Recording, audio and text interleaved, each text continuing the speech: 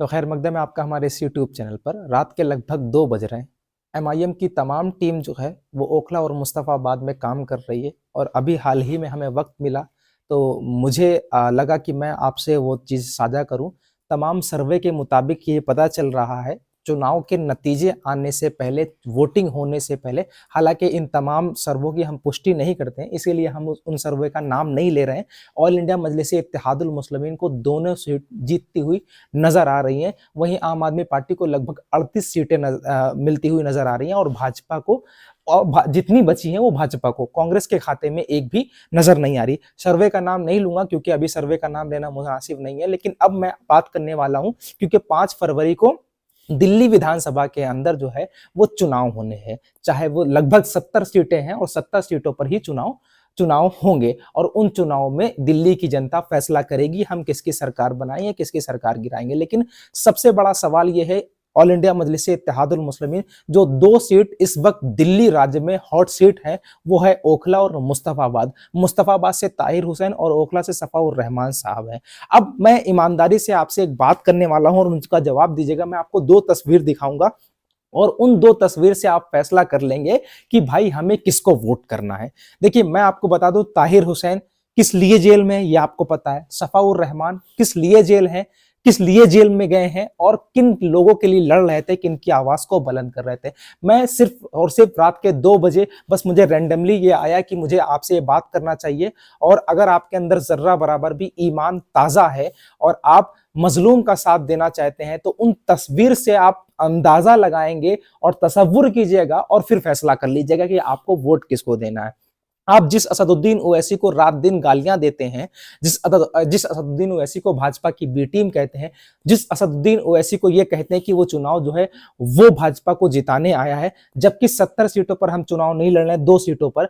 और अगर हमें जिताना होता भाजपा को तो हम 70 सीटों पर चुनाव लड़ते और मुस्लिम वोटों का ध्रुवीकरण करते हैं। खैर मैं वो 2 तस्वीरें आपको दिखाता हूं जिन तस्वीरों से आप अंदाजा लगाएंगे कि आपको किसको किसको वोट देना है। सबसे पहले एक छोटे रिचार्ज साहब की आप तस्वीर देख रहे होंगे और सर पर एक सफेद टोपी देख रहे होंगे और उस टोपी पर झाड़ू देख रहे होंगे। अब आप मुझसे कह रहे होंगे कि भाई इस तस्वीर से हम कैसे अंदाजा लगाएं कि हमें किसको वोट देना है। देखिए मेरी ऑडियंस मोस्टली 99% मुस्लिम है और इस वक्त ओखला और मुस्तफाबाद में नजर गड़ाए हुए है कि फैसला कब करना है और किसके हक में करना है।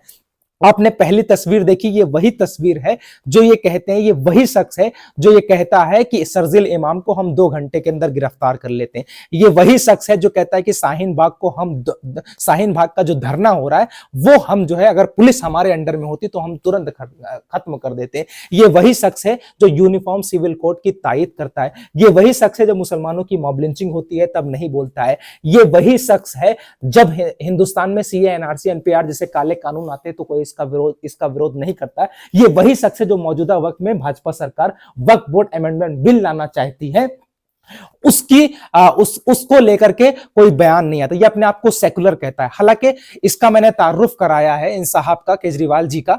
अब ऊपर आप इनके टोपी पर झाड़ू देख रहे होंगे, मतलब आप समझ सकते हैं। अब आइए, सर पर झाड़ू है, क्या है? सर पर झाड़ू। एक दूसरी तस्वीर मैं आपको दिखाता हूं। अब देखिएगा, आप ये खूबसूरत सी तस्वीर देख रहे होंगे और ये बेबाक आवाज, जानते हैं इनको? असदुद्दीन ओवैसी।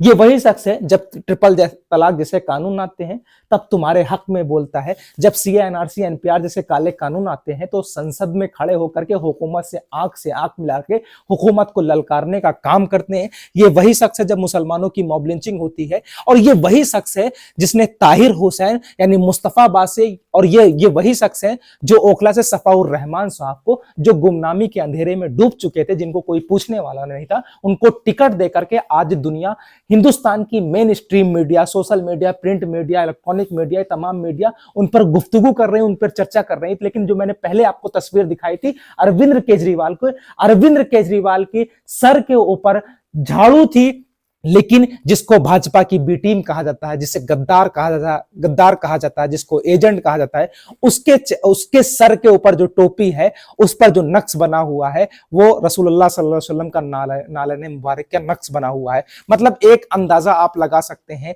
एक के सर पर झाड़ू थी और दूसरे के सर पर नालन मुबारक का निशान बना हुआ है। अब सोचिए आपको ये कहां से भाजपा का एजेंट लगता है। अगर सोचिए आपकी ये दलाली करेंगे, कुछ वक्त के लिए सोच लीजिए कि आपके कौम के लिए दलाली कर रहे हैं, भाजपा को जिताने आ रहे हैं, तो ये मैदान हश्र में क्या जवाब देंगे? इनके साथ क्या होगा? ये अगर ये आपके आपके हक में दलाली करेंगे तो जहन्नम का एक बहुत बड़ा हिस्सा खरीद रहे हैं।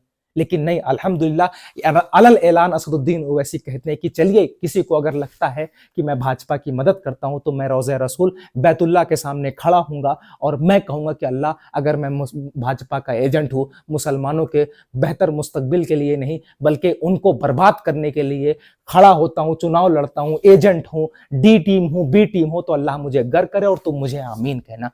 अलल ऐलान कह दिया है। खैर, अब तुम फैसला करना कि तुम किसे वोट दोगे।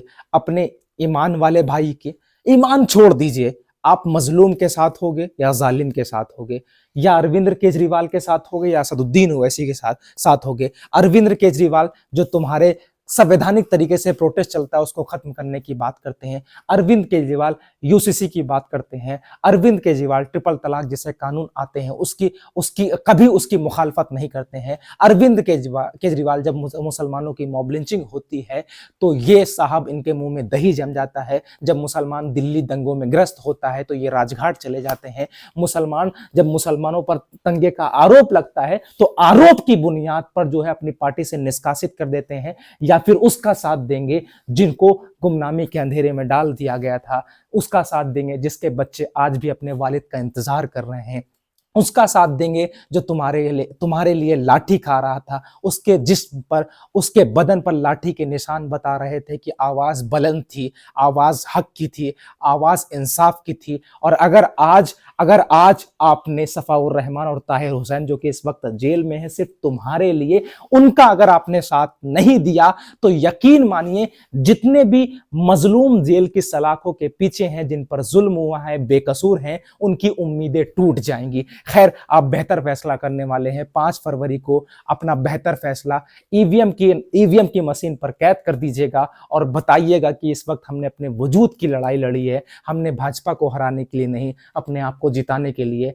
हमारे बेहतर बच्चों के बेहतर मुस्तकबिल के लिए वोट किया। खैर, मेरे इस यूट्यूब चैनल को सब्सक्राइब कीजिएगा और वीडियो ज़्यादा से ज़्यादा शेयर कीजिएगा।